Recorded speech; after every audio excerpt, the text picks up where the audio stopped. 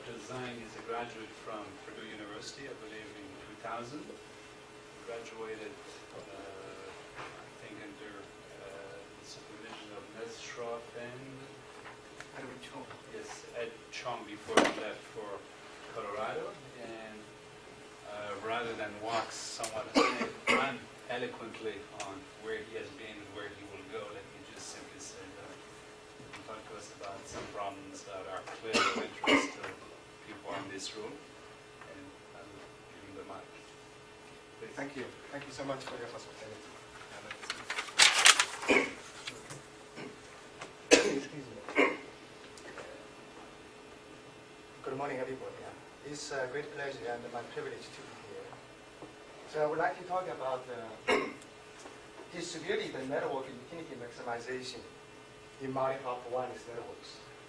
The focus of this talk is the impact of noisy feedback and lossy channel on the utility maximization problem. Okay. So to introduce myself a bit more, I want to start with a brief overview of our research on wireless ad-hoc networks and sensor networks. And then I'll talk about distributed network utility maximization. Okay. So over the past decade or so, there's been a surge of interest in wireless ad-hoc networks, sensor networks, simply because they have great potential in many application domains. For instance, with mobile ad-hoc networks find application in battlefield wireless networks. And the sensor networks can be used to monitor chemical, biological warfare agents. They can be used for intrusion detection for permanent security systems. Okay. So many network models have been developed to study ad hoc networks, sensor networks. Among them, there are three basic ones. Okay. The first one is many-to-one network, and the second is multi-hop wireless networks, and the last one is more recent. There's a model so-called sensory radio network is emerging. The picture is 1,000 words, so let me use these pictures to illustrate the three basic models. So the first model is many-to-one. This is the sensor network model. Many-to-one network model. So all nodes are within one hop communication distance from the access point. So they can communicate to the access point directly. Excuse me. Okay. In many practical scenarios, the nodes cannot communicate with the destination directly. The data need to be the data need to be routed through multi-hops to reach the destination. So this is a multi-hop communication, and there can be many traffic flows, each with its own source destination pair. So there are multiple traffic flows, and each traffic is to go through multi-hops. So this is the model, multi-hop wireless networks. Very recently, there's a new model, so-called sensory radio network. Okay, this model is motivated by, for instance, event-driven sensor network, or for instance, for intrusion detection. Something happened at the source node, and all other nodes have to relay data to the destination node. This is so-called sensory radio network model. Okay, the main difference between network 2 and network 3 is in model 2, there can be multiple traffic flows, and in model 3, there is only one traffic flow, okay? Oftentimes, it's only one source destination pair. Okay. So, different from conventional communication networks, ad hoc networks are stochastic in nature. In a sense, the channel model, the channel conditions are time varying. They could exist co-channel interference. They could be hostile jamming. Okay? Due to mobility, the network topology can change as well. Okay? Sensor networks also have a few unique features. First of all, the nodes should be able to cooperate because they are deployed to fulfill the same task. So they are supposedly they should cooperate. Okay? And the data are correlated typically they are correlated across nodes because nodes are monitoring same phenomena. Also, they exist energy constraints because many sensor nodes are powered by battery, so they are energy constraints. Last but not least, right, even the QS, quantitative service metrics, could be different. In the conventional communication networks, we care about throughput, delay. Here in sensor nodes, the QS metric could be distortion. So when we monitor certain environment, what we care about is the distortion between the original phenomena and the which constructed version. So distortion can be the primary metric. We care about energy efficiency, energy consumption, okay, to enhance the network lifetime. Or could it be a probability of event detection, if there is intrusion detection, and then we want to maximize the probability of event detection. So these features, okay, differentiate the sensor networks from the conventional communication networks. So this presents us the big challenge, the great challenge. Okay, how do you transmit data, information over ad hoc networks, sensor networks, efficiently and reliably? Okay. On one hand, the environment, the communication environment, are not so friendly. On the other hand, there could be many different kinds of wireless applications, each with its own QS requirements. Could it be high bandwidth radio data, could it be low bandwidth voice and data. Okay, so this is a great challenge. Okay. So if we take the challenge properly, and this can be a great opportunity as well. So we believe cross-layer design is a promising approach to address this problem. To achieve reliable communication on the move in dynamic environments, to guarantee QS provisioning and to improve energy efficiency, okay, we believe we should do cross-layer design. Okay. Why? Because first there exists a direct coupling between the cross-layer protocol layers, and second, there have been many successful stories. For example, CDMA HDR. This is the joint design of physical layer and MAC layer, and the 802.11n, and recently MAC layer of the system. Okay. At this stage, I want to clarify what do we mean here by cross-layer design. It doesn't mean to get rid of protocol layers. It doesn't mean we integrate all protocol layers. We still want to keep the protocol layer structure. Okay. So in our group, we have been taking a holistic approach to devise protocol modules, okay, to make use of the interplay between protocol layers to devise adaptive algorithms for cross-layer design.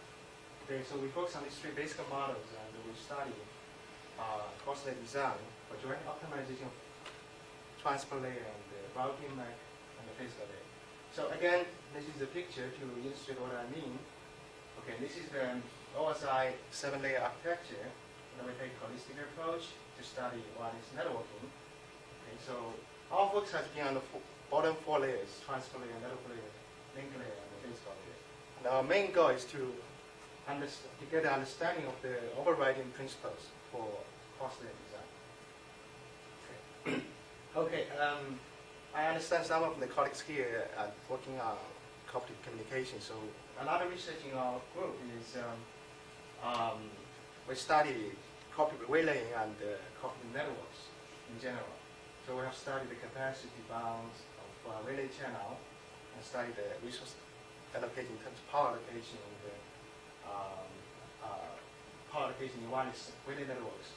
And more recently, we studied the scaling behavior of wideband sensory relay networks.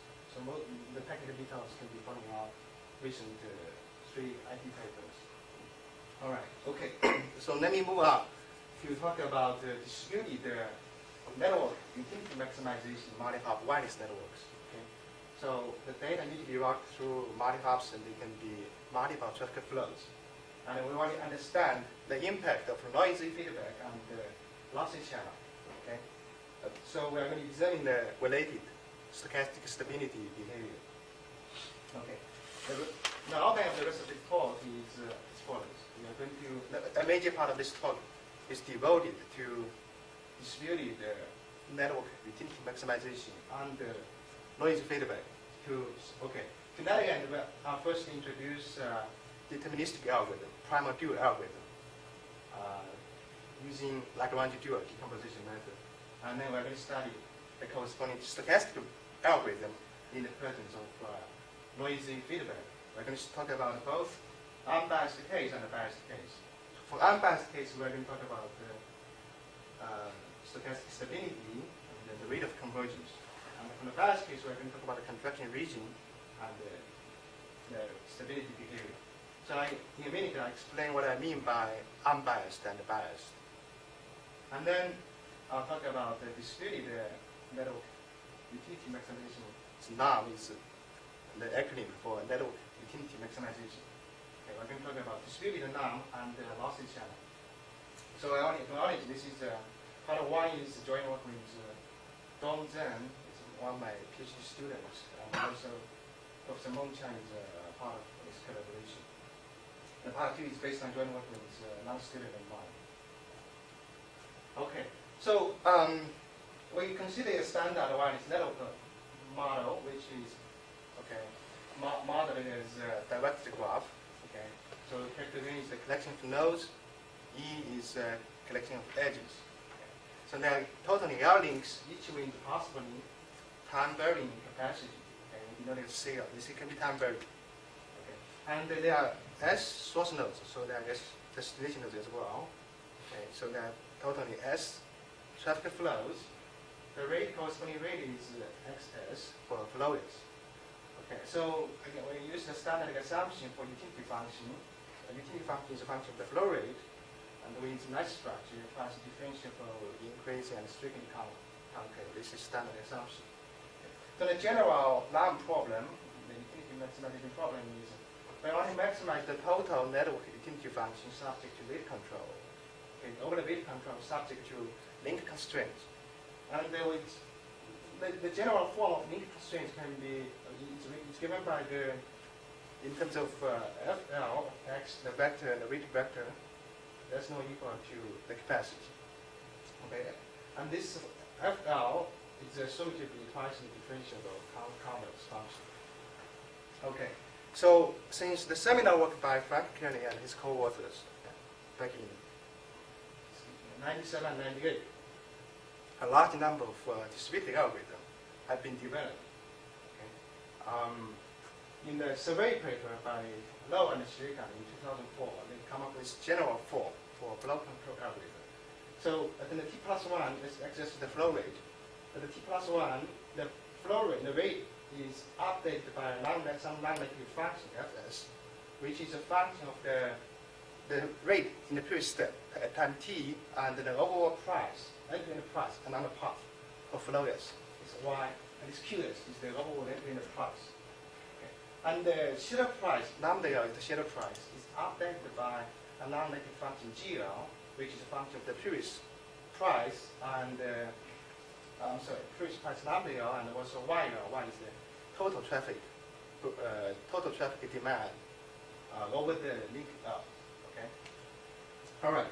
So if we look at this form, this form for flow control more closely, we can see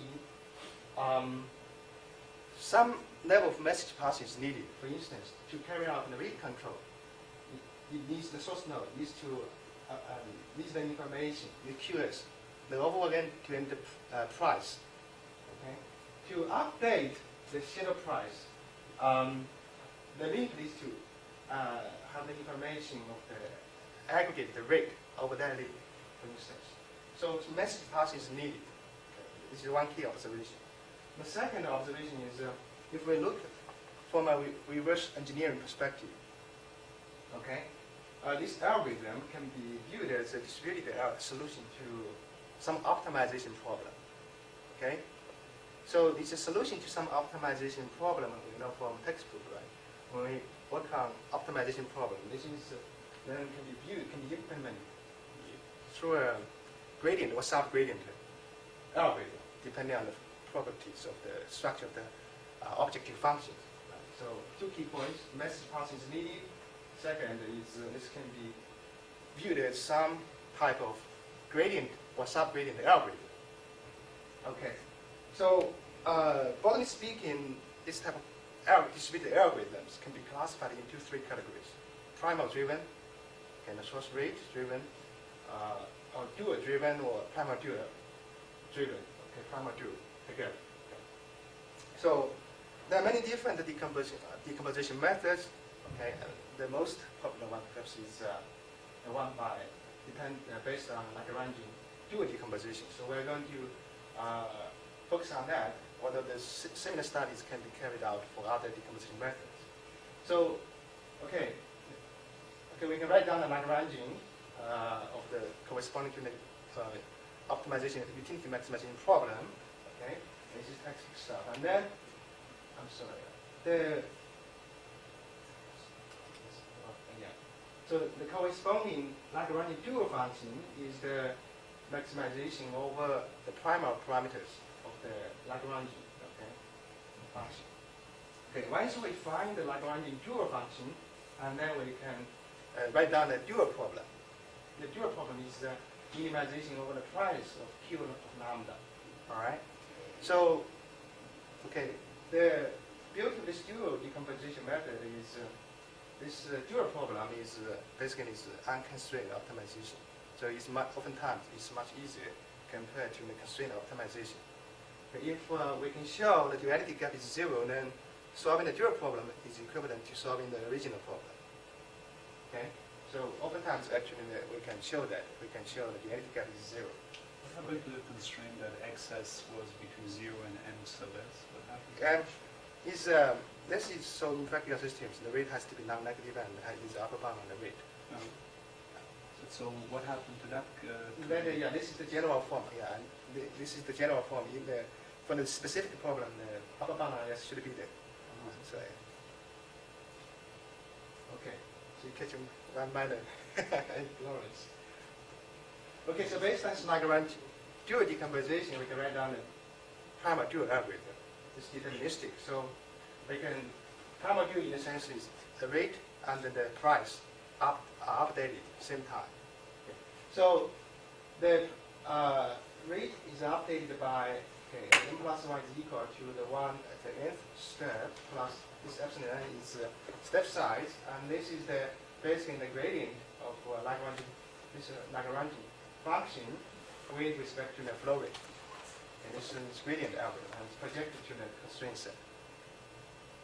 Okay, and then the shadow price is updated is equal to the previous shadow price minus the step size times the gradient of Lagrangian function with respect to the shadow price.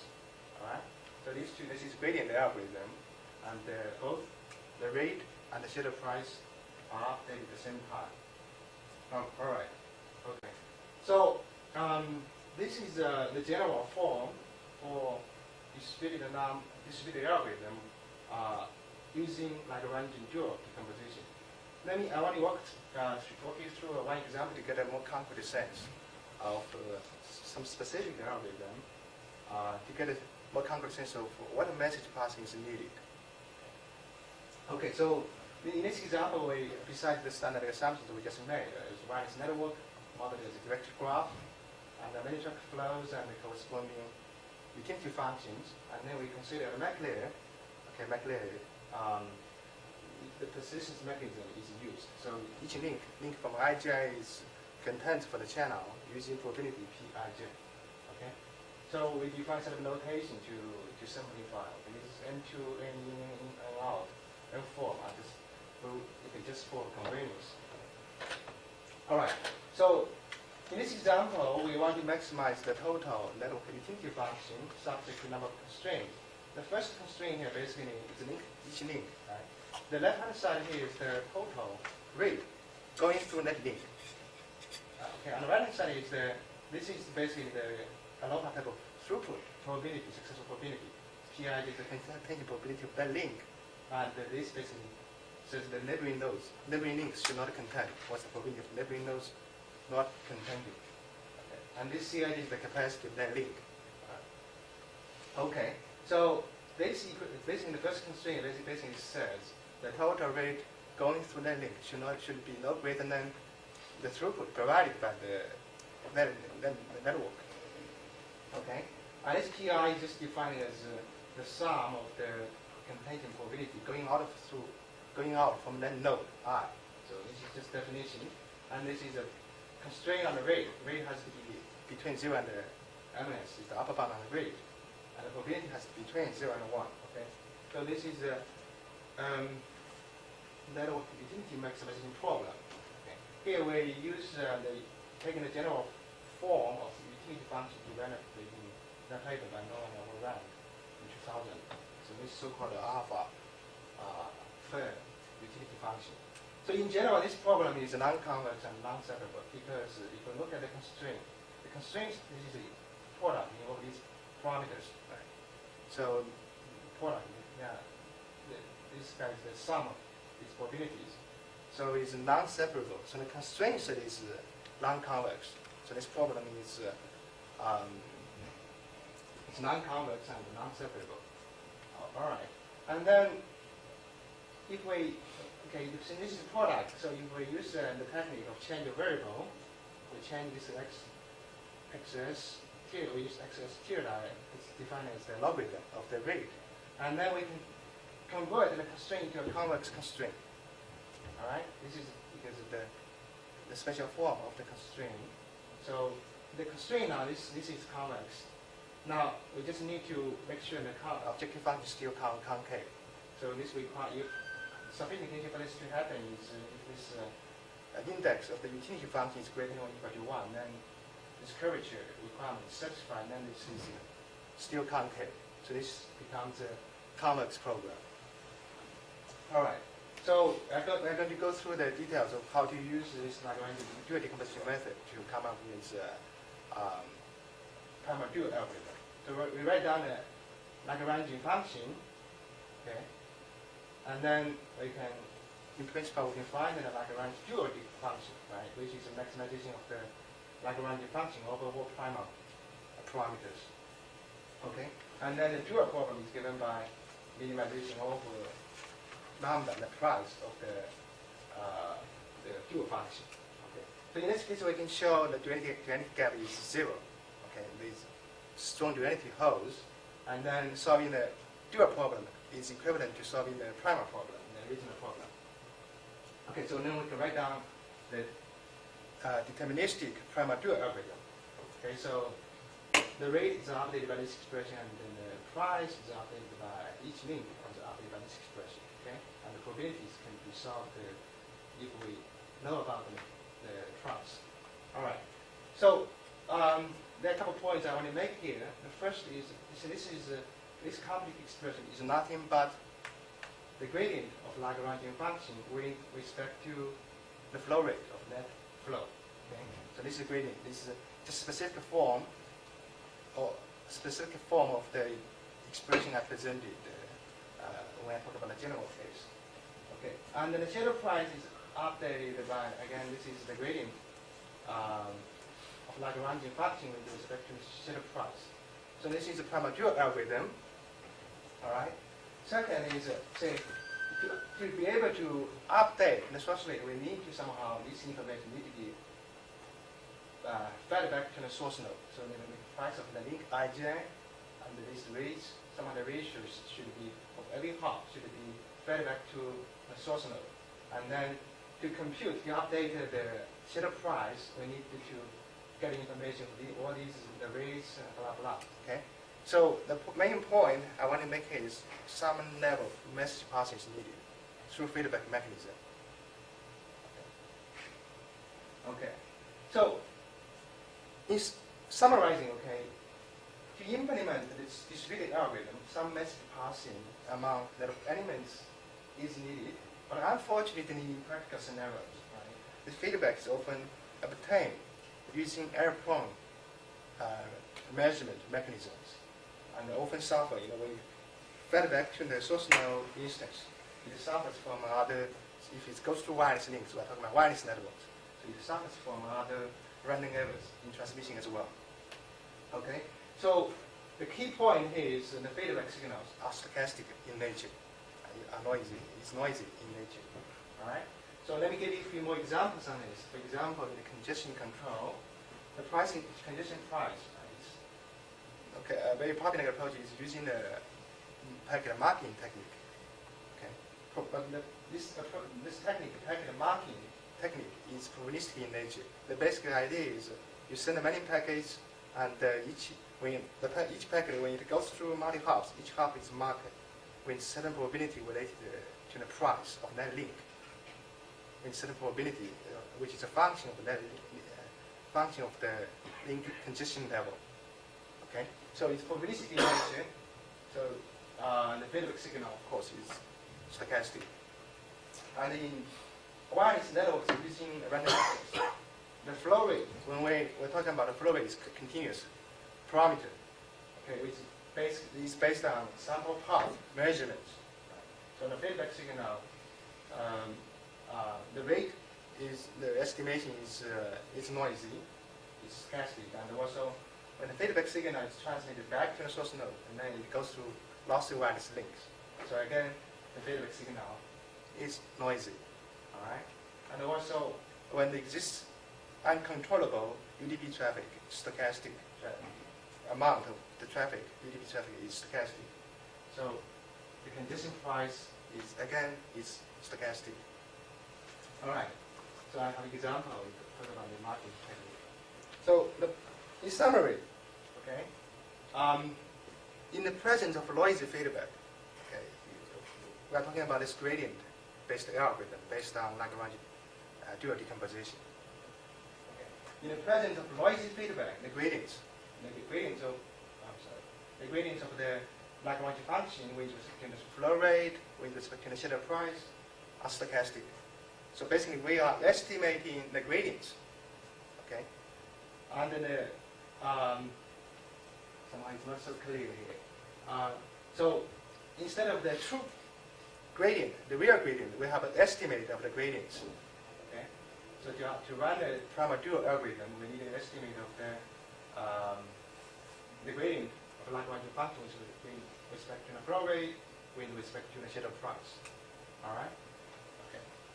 So, there are a number of fundamental questions we can ask about the impact of noisy feedback. First of all, the deterministic algorithm converges. People have shown that. So now, in the presence of noisy feedback, wouldn't this distributed algorithm still converge to the same optimal point? If yes, under what conditions, and how quickly it converges to? Or if, in case it does not converge, and would the distributed algorithm be stable at all? Okay. So there are many questions we can ask it. We want to seek answers to these questions. Okay. So these questions, okay, boil down to stochastic stability of the algorithm. Okay. So in our field, right, there are many notions of stochastic stability. In our field, okay, oftentimes stochastic stability is used to refer, number of users, their queue length remain finite or not. This is in some context. In some other context, okay, stochastic stability refer to if the algorithm converge in some stochastic sense. So what we study in this context is if the algorithm would converge or not. Okay, this is what do we mean by stochastic stability in this talk. All right. So the main goal is to obtain a fundamental understanding of the impact of noisy feedback. All right. So in related work, and there has been a lot of work on utility maximization, and the collection stability, collection level stability has been worked by Poland, Mazuni, many papers. And on delay stability has been worked by Loan Shrikant, by one of your colleagues here, Richard, other student, Ranjan. Okay. And for wireless networks, there has been work on joint flow control, routing map physically by different authors. Okay. Most relevant to this talk, perhaps, is the work by Maria Spanos and Lowe back in 2004. They had a paper on deterministic feedback error. So they model the error as feedback error as deterministic. And there was the paper by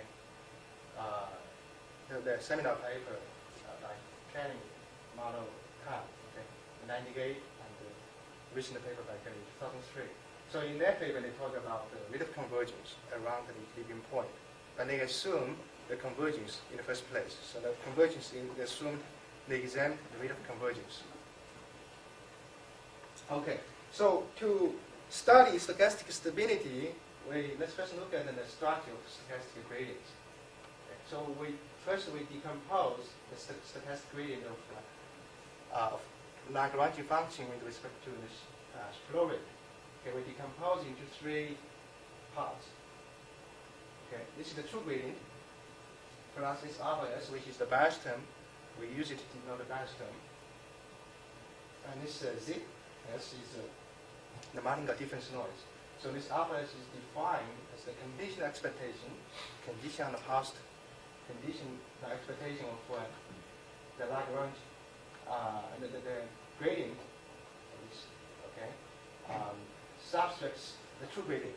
It's the bias term, and the zs is the difference between the gradient estimator and the conditional expectation. So alpha s is the bias term, zs is the noise term.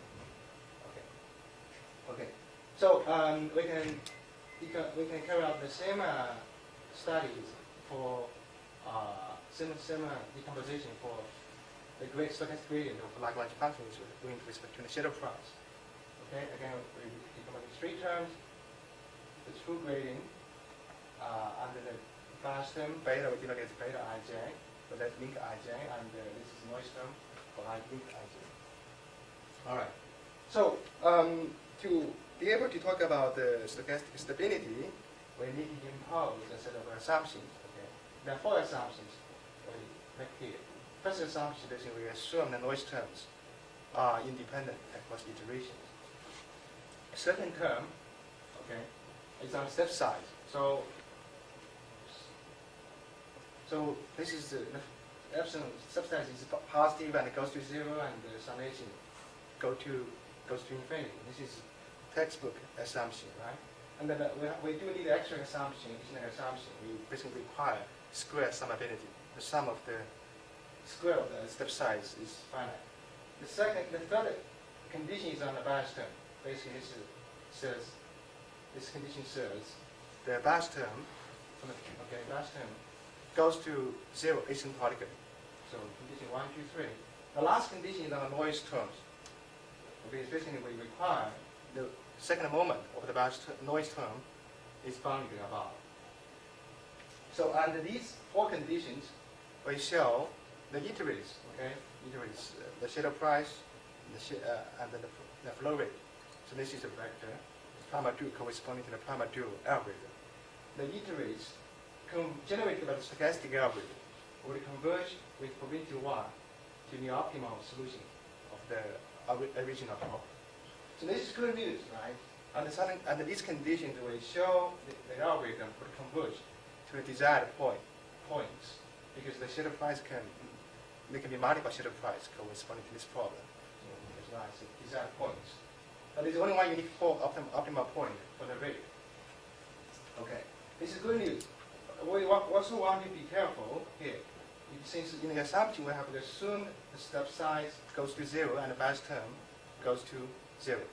In case the step size or the bias term, either one, do not go to 0, and we cannot hope to get convergence in probability 1. Why? If the bias term doesn't go to 0, so even the algorithm brings the iterates to equilibrium point because of the possible bias terms. You can drive the iterates away from the desired point. Right. And if the step size doesn't go to 0, then it is constant. Okay, after some time, then we cannot we cannot hope the iterates would remain there because this fluctuation, the noise would bring it away. Okay, so the point is, if the step size or Bayes terms do not go to 0, we cannot hope to get a combination with probability 1. Okay. Even the expectation of the limiting distribution, if it exists, would not be the equilibrium point if the Bayes term, if it exists Bayes terms. Okay, so this is our first result. Okay, on stability for unbiased case, we assume the Bayes terms go to 0. So it's unbiased, the asymptotic. What are the assumptions that you put on U of S here? US, the utility function. It's just standard utility function, twice differentiable, and increasing strictly concave. And for the constraint for the F? Constraint F is a twice differentiable convex function. So everything is convex. Convex, yeah, everything's convex here. Okay, so this is the main result on stability for unbiased case. Okay. So for the biased case, as is pointed out, right, we cannot hope to get the iterates would converge to the point, desired point with probability 1. And instead, we expect the iterates would return to neighborhood around the optimal point under some conditions. So we're going to show this condition. Okay, so the condition, the extra condition we did is, this is on a Bayes term. Okay, so there exists some non-negative constant placing upper bounds for the Bayes terms. For the link Bayes error and also for the flow Bayes error. Okay, so the first condition is the Bayes terms correspond to the flow rate estimation is upper bound minus RS, and then the link Bayes terms is upper bound by beta ij. And then once we have this condition, we can define a so-called a contraction region. Okay, the contraction region is a set of points such that this RS, the upper bound, is greater than or equal to eta. Eta is a number in between 0 and 1. The scale relation of the true gradient for some flow or for some link. So this definition somehow is not straightforward. Let's look at the complement set. This is a set. So the complement set of this A eta is consists of all points such that this alpha is less than eta. For all flows and the beta ij is less than or equal to eta times the gradient, true gradient for all links, right? This is okay. This the complement set is on, right? So this requires for all flows and for all links, the alpha s is upper bounded by scaled version of the true gradient, right? This is for all flows and for all links. Okay, so we claim, okay, it's clear this A eta is a neighborhood around equilibrium point. Why? Because at the equilibrium point, the gradient here is 0. The gradient is 0. So this condition is always satisfied, right? And then, because of the convexity, we have imposed on the objective function. This is a continuous function, the Lagrangian gradient. The gradient of the Lagrangian function is with respect to the flow rate and the shadow price. It's a continuous function. So it grows, and eventually this condition is violated, and then it's outside of this contraction region. So this set defines a neighborhood around the equilibrium point. Okay? Again, So are you saying that under the assumptions that you've made, A eta is always compact? Is that what you're saying? yes, it's compact. It's, because at the equilibrium point it's 0, right? This is satisfied. Okay? The equilibrium point is in this set, and because of the continuity of the function, the gradient function, so it grows, and then eventually this condition is violated. So it's a compact set around equilibrium point. So this is the contraction region. And then the complement set, okay? Excuse me. The complement set is more easy to convey because complement set is required for all flows and for all links. This is less than this. This is the upper bound on the bias terms. So the bias terms are all bias terms, okay, are less than or equal to a scaled version of the true gradient. Okay. That's essentially the physical meaning. So under these conditions, we show the iterates generated by the algorithm will return to this set A eta, infinitely often with probability 1. So it comes back to this contraction region and then go out, and then you will come back again. But you may not stay there forever. You can go out and then come back. So the returns to this set infinitely often with probability 1. Just to make sure I understand, so if I look at the first condition, suppose that things were linear in the x variable. So when you take the derivative, you get a constant, right? Okay. So don't I get then that all x's are admissible then if I've chosen the alpha and the eta properly? If the utility function is Linear. linear in x's, okay. I think you need an extra condition on the derivative, but again, we can take that So online. this is if it's constant, then this you have the scaled version. The Yeah, eta but what will I'm saying change. is that you have to choose. This is not always then compact. It will only be compact if alpha, s, and eta are chosen properly, That's right. right? Which, The upper bound and the bias terms. because I think the argument that you were making is that it's always compact. And what I'm saying is that for this to happen, I think you need to put a little extra on the derivatives. I mean, but we can take this later on. Okay. All right. Thanks. Yeah. So this is the result on the stability result for the bias case. So for our bias case, it converges to the desired point with probability 1. For the biased case, it converges to a contraction region around the desired point, the given point. But it can go out and come back. So we turn to this set, infinitely often with probability 1. Okay. So so this condition basically, okay, roughly speaking, this condition for the bias case on the bias terms essentially requires bias terms are asymptotically biased. This is roughly speaking. And it's weaker than the condition that requires the bias terms go to 0. So this is, in this sense, is more general compared to the unbiased case. So okay, let me use this example to illustrate the findings. Okay. This is, we consider a very simple network model, and the utility function is the logarithm utility function. Okay. So first, let's look at the deterministic case. We consider two sets of step size. So this set of curves correspond to using constant step size. We can see this converges very fast, right? The constant step size converges very fast. Okay. If we use diminishing step size, you see, this is the 1 over them, so it converges still here is fluctuation. Okay. So in the deterministic case, constant step size beats diminishing step size. In the stochastic, let's now look at the case wins noisy feedback. Okay, this is from an unbiased case. So in the present of noisy feedback, you see this constant size,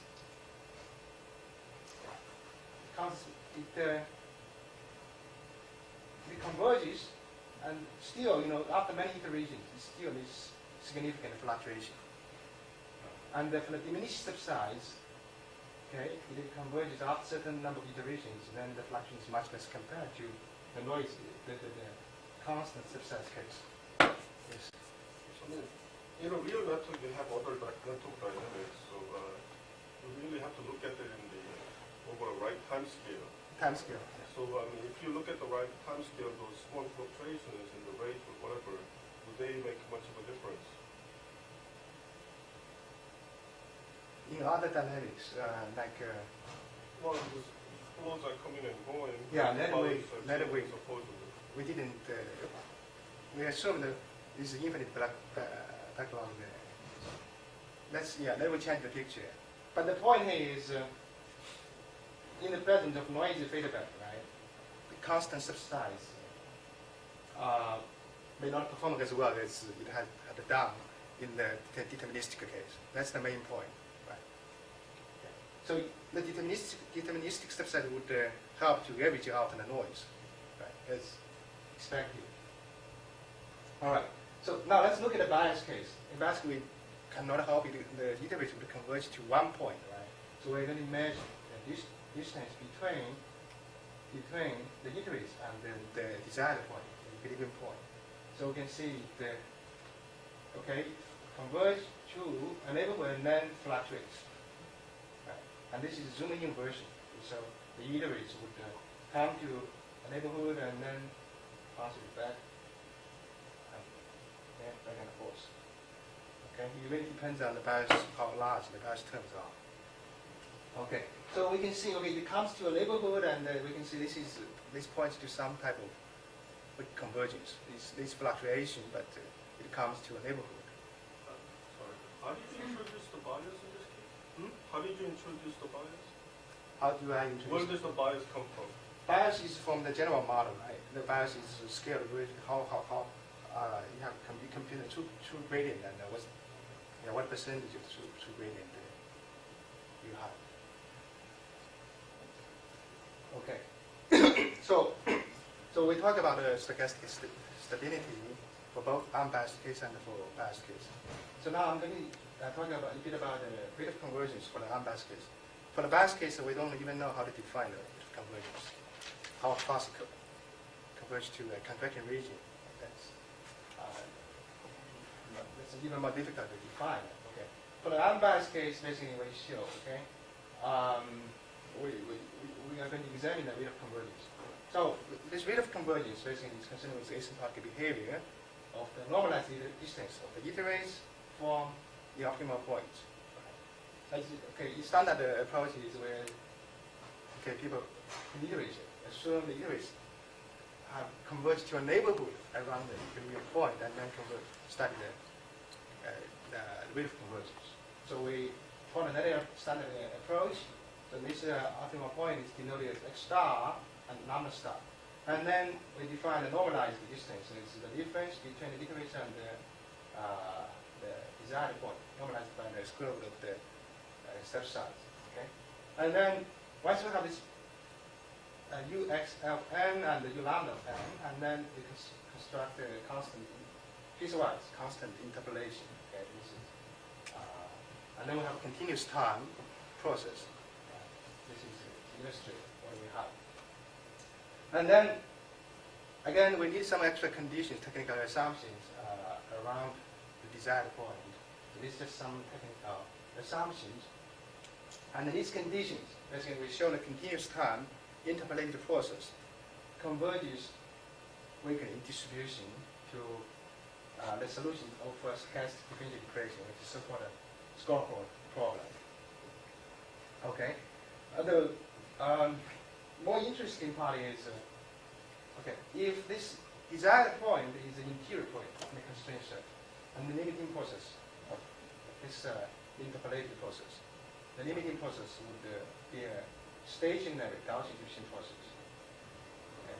But if it's not an interior point, if it's on a boundary of the constraint set, then the limiting process would be a reflective diffusion process. So oftentimes, when we have constraints, less than or equal to the inequality constraint, oftentimes, right, these desired point would occur on the boundary. Okay, so in that case, the limiting process would not be the standard diffusion process as in the literature. It would be instead a reflective linear diffusion process. Okay, so the engineering insights we can obtain based on this result is the following. Okay, so first, in general, the limit process is not Gaussian diffusion process, but instead a reflective linear diffusion process. And it would be Gaussian only if there is no reflection terms. Okay. And intuitive speaking, the reflection terms would help increase the rate of convergence. Right? If it's legitimate, but going out of the constraints, we can reflection comes to bring it back, so it would increase the speed of convergence. Okay? So the main tools get involved, we use a combination of tools, the stochastic approximation and the martingale theory, convex analysis. All right. So summarizing the first part, the second part will take 10 minutes. So we believe this noise feedback problem exists in both wireline networks and wireless networks. Perhaps it's more severe in wireless networks. Okay, and this general impact of noise feedback is not much work on that, and it's not well understood. Okay, so right now we are in the process of developing a general theory of stochastic network utility maximization. We have just talked about the single time scale algorithm, time dual algorithm. In that case, both the source rate and the link price are updated at the same time. Okay. There are other decomposition methods. For example, you can use primal decomposition, and then, for example, the cross-layer rate control. If you fix the persistence probability, and then we can solve the rate control problem, and then come back to update the persistence probability, and then so on and so forth. And that's a 2-time scale algorithm. Okay, so compare these two algorithms, single time scale algorithm and the 2-time scale algorithms. Single time scale, it takes more message passing, right? Because it needs both information for both rate adaptation and the price adaptation. Okay, so the complexity for the single time scale algorithm would be higher. But in the presence of noisy feedback, there is a robustness problem. So it's trade-off between complexity and robustness. Okay, and also when in the presence of communication delays, the links source rates are updated not synchronous, are updated asynchronous. Okay, in asynchronous manner. So then we have this asynchronous algorithm. All right, and also we assume the noise terms are independent across iterations. Okay, they can be the case noise terms are correlated. So it's trade-off between stability and the sub-gradient estimation as well. So we can study these issues. So this will basically summarize the major part of this talk. Distributed norm in the presence of noise feedback. Now we only talk about the distributed norm and the lossy channel. So in wireless networks, okay, the channel conditions are time varying, and compared to wireline networks, the packet loss rate is much higher, right? So this would result in underutilization of TCP flows over wireless networks. Existing solutions for this type of TCP flow control, they basically differentiate packet loss due to lossy channels and due to congestion. Okay, so basically at the MAC layer, they come up with some MAC layer algorithm differentiating packet loss due to the channel loss and due to congestion loss. And then possibly the concerns here are because at the MAC layer to improve the reliability, okay, then it needs retransmissions, but retransmission would incur timeout, and then this may be a problem for TCP control. And then there's the issue of scalability. So we propose a new approach. We are quite effective network utility maximization. So in this setting, we treat the channel capacity as a random variable, which is often assumed in the literature of physical layer communication. Okay. So data transmission is successful only if the rate is less than or equal to the total rate of that link less than or equal to the capacity, which is a random variable. So the effective rate would be rate times the probability of the rate less than or equal to is supportable by the link. So, okay, this axis now here is the rate at the source node. And then every hop, when it travels through multi hops, every hop it encounters channel loss, right? So the end-to-end, basically the rate at the destination is this product. This is the outage probability. This 1 minus that is the successful probability. So at the destination is the effective rate at the destination is the excess time states. So instead of maximizing the utility function of the nominal rate at the source node, now we are maximizing the utility function of the effective rate at the destination. So we come up with this effective network utility maximization.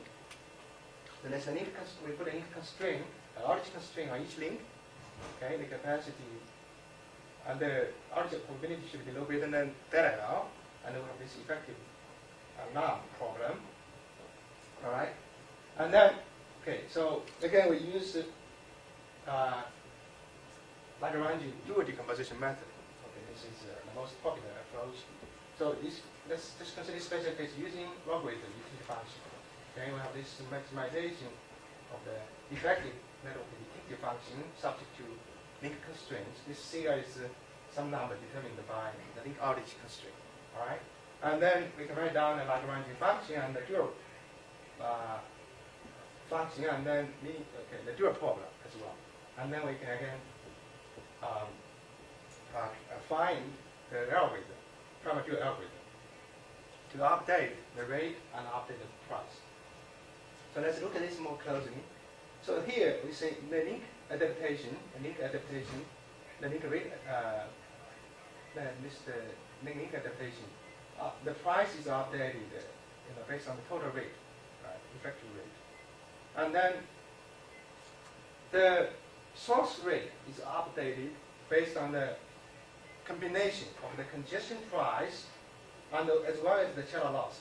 This is the outage channel loss, okay, outage expression. So this rate is updated based on the combination, okay, the information on congestion price and the channel loss. All right. So this is done in a joint manner, in a cohesive manner. So let me use this example to illustrate this is the result. So you can see this, again, this is a very simple example. There are only two links, there are three flows. The utility function is logarithm, and the SNR of this link Y is 10 dB and the second is 20 dB. Okay? And the channel experience is really faded. Okay, now for the nominal rate, which is the rate at the source node, the nominal rate, if we use the standard NAM, the standard network utility maximization. So this is flow 1, flow 2, flow 3. This is the blue curves. And if we use the effective NAM, this is what we have. Okay? All right. Okay. And then this is at the source node. Okay. And then if you look at the rates at the destination, the destination node, you see because the outage, right, effective rate is much less than in for some flows. It's much less than the rate obtained by using effective NAM. Because this is because the link, the source rate is updated based on the congestion price as well as the channel loss, taking into account both. Okay, and this formulation can take into account the impact of UDP traffic easily. Basically, in the presence of UDP traffic, it's going to change the link constraint, right? Outage constraint. So it's going to decrease the data rate for elastic flows at each link, and then we can look at you can descend the outage probability for each link. So okay, again, this is an example to illustrate the impact of UDP. So again, this is the rate at the source node, and this is the rate at the destination, and that means 20% UDP across two links. All right, so I'm on time. Just about that. Okay, so let me conclude. So we talked about the distributed network utility maximization over multi-hop wireless networks. In particular, we talked about the impact of noisy feedback. Okay, the stability behavior for the case, the gradient estimator is unbiased or it's biased for both. Okay, and then we talked about distributed NAM and the lossy channel. Okay, so we do want to examine the impact of the combination, noise feedback and the lossy channel. When we have both Okay. The impact, how would these two, noise feedback and the loss channel, impact the stability behavior overall, something we are pursuing. Yeah, okay. I have some slides for technical details. I guess we can, if you are interested, we can talk more offline. Yeah, that's what I want to say. I'll stop here. First, let's thank the speaker. Anybody has any questions, or comments, jokes? So in your model for the lossy channel, Yes. so you assume that those probabilities of losing the packet is fixed. But in reality, it depends on the rate that you're sending the traffic over that.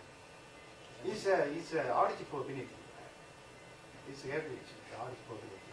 But the average also depends on the rate, the rate of the traffic over it. So when this you is increase X, at the beginning, this rate you are updating it, right? But you want to in steady state. In steady state, you want to the link average probability satisfy this constraint. That's the goal. Excuse me. Yes. What I don't understand is you said the probability of loss is fixed. What do you mean by updating? Updating the measurement or The rate of the I'm sorry. the probability of loss, the PL, the Lucy channel, Yes. and you said updating. So Yeah, at the beginning, right? you want to solve this problem. You want to satisfy the constraint. At the beginning, so you want to drive the rates eventually to satisfy this constraint. At the beginning, it may not. In steady state, you want the steady state rates satisfy this constraint. so what are you updating about the probability of We update the rates. Oh, This channel condition you cannot really control, right? Is the distribution is given there, and then if you change this guy, the origin probability will change. So we're updating this to satisfy the constraint. These two numbers, this guy is random variable with certain distribution, you cannot control it. It's given by the physical communication channel. And you want to update these guys, the range, to eventually to satisfy this constraint. I have a question. If you go back to the first part of your talk, right? Yes. You made the argument that, all right, if I took the original version, I basically have this algorithm, and suddenly I have randomness, which makes it something like a stochastic approximation, right? And you basically you had the x and the lambda that were highlighted in blue to warn us that this became stochastic. That's right. Right? But where is the randomness coming from? The randomness, as I said, okay. So we're doing flow control, right? We're doing flow control. No, I understand, but in terms of model, because what you seem to have done is said, look, I take my old model, I put the stuff random in it, Yes. I decompose it because I know that stochastic approximations work if I have a term that is a bias term, I'm marking it, okay, and then boom, boom, boom, I apply the classical theory and I get the result. Okay, but where is so what you seem to have given are kind of what I would call meta results, right? They're results. If I can decompose the Lx in this manner under these conditions, then I will have the convergence. Now let's go back to I think the model that you had, the motivating model that you had Right. with you had this cute little model where you made the change log x or whatever. Right? Yeah. So would that apply in that model? Yes, yes. Uh-huh. Yeah. So the okay, let's, I think. But how would it relate? How would it relate to the physical model? Yeah, let me see. That's, I mean, We have this example here. So let's talk about this packet marking technique, right? So this price, each link, the price, the information, this development is based on this ratio. I think it's good. I don't think it marks it. I'm sorry? I don't see the red dot. How you see it? Yeah. No, Okay. So yeah, this is the probability, right? Each packet is marking. This is not marking probability. So one minus that. I'm sorry. This is okay. So we want to estimate total price, the overall price. Okay. We send this many packets, and then count how many non-marked packets. Okay. So each packet is marked with for say hop IJ, that link is marked with probability exponential to, okay, to this, not over, there is no such sum, exponential to this negative lambda over, right? So it's marked, and this bias term, actually we show in our paper, this bias term is here, it's given by this. I think you may, Yeah. the figure usually goes better. This is, okay, yeah, this is the bias term we can characterize it. Which one? This is bias term. No, I understand the noise that, but term. that's already the expected value, right? But if I go back to what you had earlier, or maybe after that, if I go back to the thing where you highlighted in blue, right? Mm-hmm. Well, first of all, there is a measurement algorithm that you have to define, That's right. right? So, which measurement algorithm do you use? So, okay, How you compute these variance estimates? Because it could have an impact on whether or not the conditions are satisfied or not. yeah, actually we show under certain condition the bias term would go away, but under some other condition, if the condition cannot be satisfied, the bias term will stay there. We have the details. So, okay, for this packet marking technique, right? So, okay, then we can really characterize this is the bias term and the noise term. If we want the bias terms diminish, and then we need the number of packets, we need some conditions. Number of packets. Okay, if this is not satisfied, then the bias term will be there. So there is bias. Okay, and then for the bias case, if the bias is uniformly bounded by something, and then we have that will result related to stability contraction region. Okay. Now, the fact that it recurs infinitely often in a bounded region, that's a very, very weak notion of stability, right? That's it. Yeah. Because Bias it case. could recur every million years, for example, right? And then, yeah, and I think that the rate of convergence of that type And of then it formula goes is not back well to defined. Richard's point, right? I mean, if the time scales are such that a million years really means that many generations of systems have gone by. This is a common problem Yeah. for asymptotic analysis. For the bias case, right, it's even difficult to define rate of convergence. Any other questions? Yeah, in your second model, actually, you assume the knowledge about the probabilities and the system, okay, beforehand, so it should be known, right? I mean, the Yeah. probabilities, the channel characteristic and everything, okay, should be known. Now, when you say that, well, these information will be updated, doesn't mean that you have, or you're adding some extra information to the system that has to be flown, or will that also affect the rates? Because it's information, and information has to be transmitted to the system, which means that your rates will then be updated according to the changes in these iterations. So I'm sorry, what information actually you need? Yeah, The channel distribution is known. That can be known. Yeah, I mean, Uh-huh. you say that channel characteristics are known to the system. Yes. Okay, and then throughout the process, these, and due to the stochastic nature, okay, right, these Yes. characteristics will change.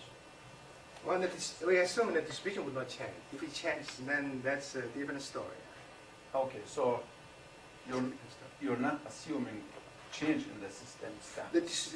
The capacity is random, but the distribution is given, is fixed. If it's non-stationary, then it's difficult to define, right? Even to define what it means. Okay. I mean, all these algorithms work if time scales at which you operate to expect convergence are such that the system is remaining essentially. Otherwise, you're in a completely different zone and this doesn't work. Okay? I mean, this is well known. Any other questions? One final question. Actually, we haven't seen the energy constraint You just to the changed the operation channel. of the system.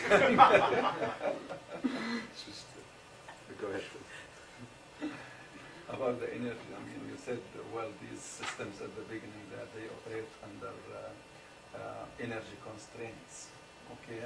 Yet, in this, This yeah, is we sort of have like- not seen that, I mean. That's under related to sense constraints. networks. This is more on the general multi-hardware networks. Okay, thank you very much. Well, as we close, let's thank the speaker.